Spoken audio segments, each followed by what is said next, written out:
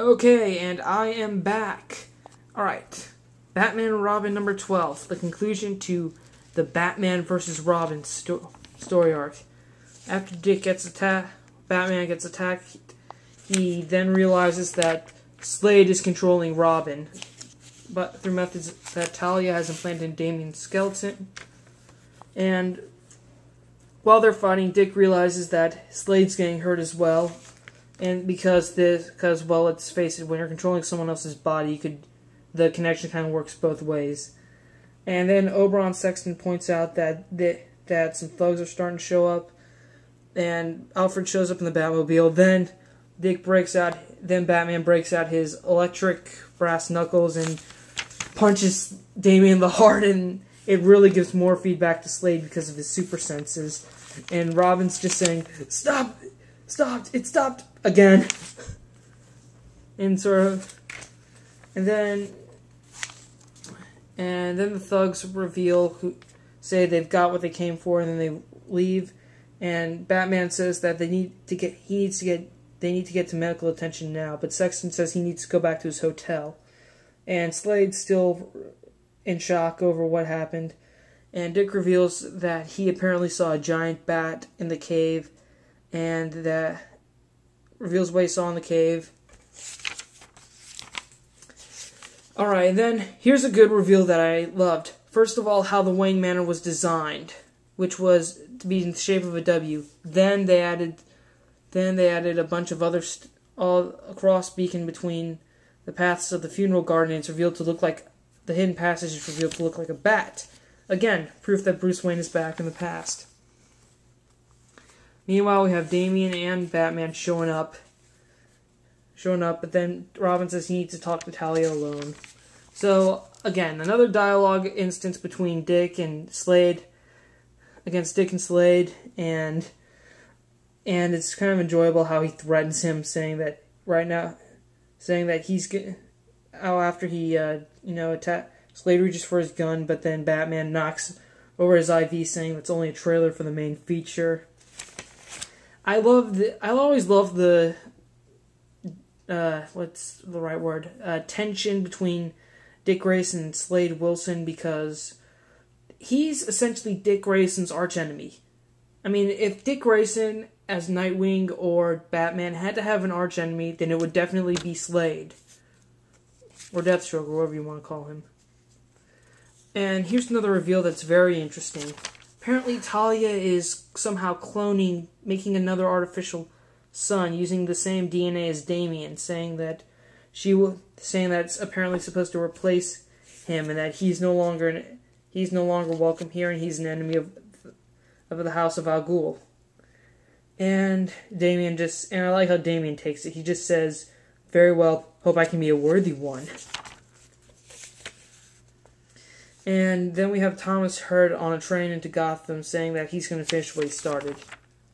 Alfred, Damian, and Batman are all exploring the cave, and we have another clue, such as Batman's cape and cowl, it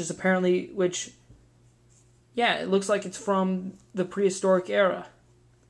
I doubt it would survive, but that might be, again, another clue here. Alright, and then Dick Grayson Batman says he points out who Oberon Sexton is. And, okay, you know what, stop right here.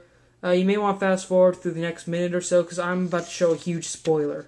I actually found this out on the internet by accident, and I do not want anyone else to be ruined like I was, okay? So, Oberon's starting to take off his mask. Batman's talking to him about all the clues, and he says he figured it out. It's all routine. It's all a joke. Finally! All I can say is finally!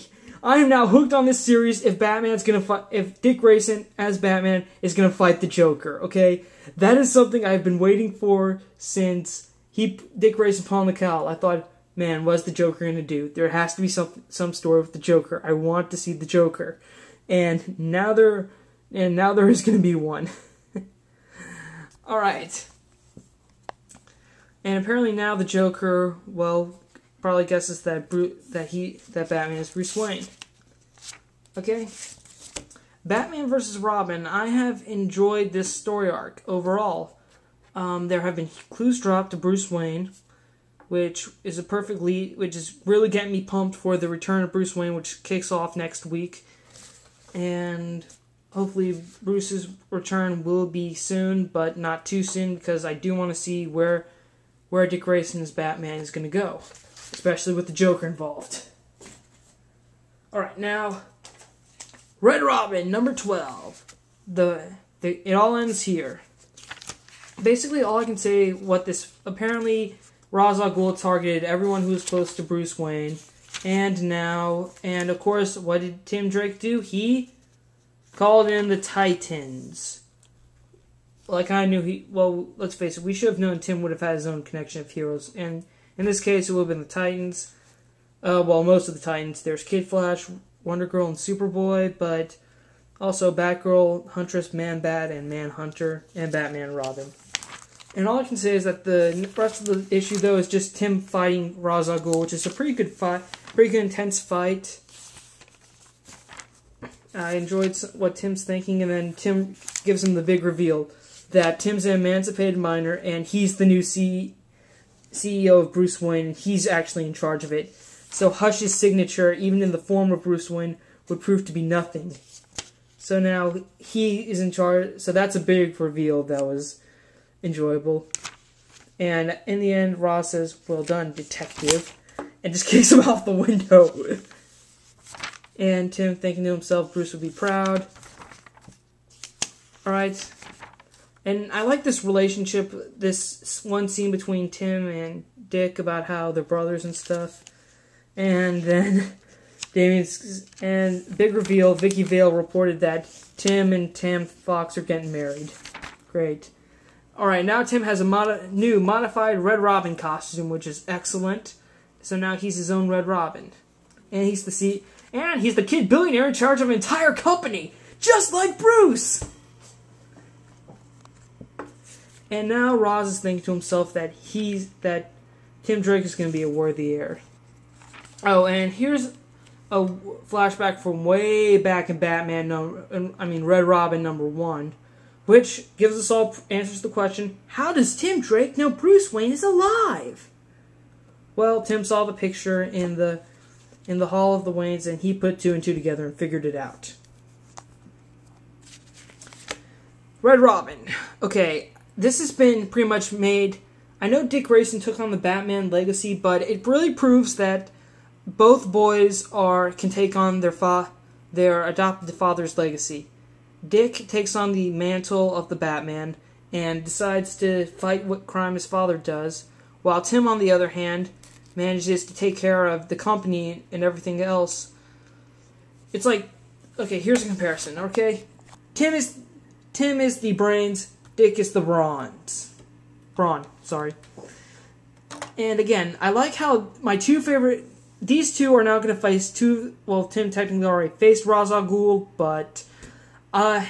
but we may see more of Ra's attacking Tim, seeing him as his new heir since Bruce is gone and apparently doesn't like Dick too much. And as far as Dick fighting Joker, I know I said Slade would be Dick's arch enemy, but still, I want to see him fight the Joker. See if the Joker notices anything different. Because even though Joker is the most crazy, he is one of the smarter Batman villains. Okay? So both of these I would definitely recommend picking up. And stay tuned for some more DC reviews.